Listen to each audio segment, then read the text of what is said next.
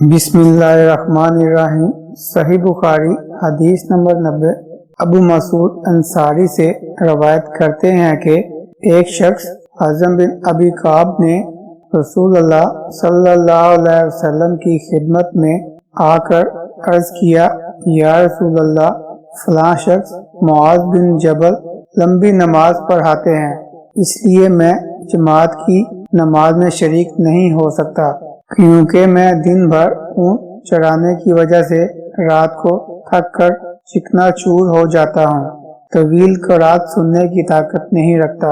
अबू मसूद रावी कहते हैं कि उस दिन से ज्यादा मैंने कभी रसूलुल्लाह सल्लल्लाहु अलैहि वसल्लम को वाज के दौरान इतना गज़बनाक नहीं देखा।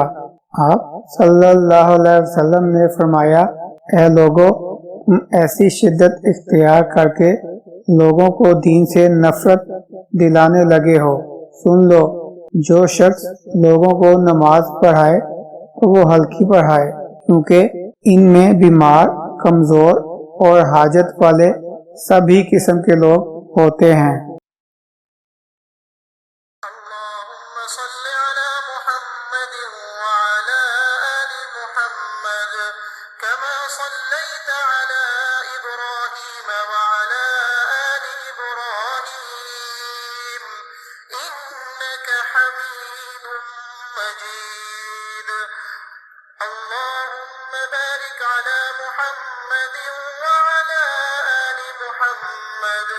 كما باركت على إبراهيم وعلى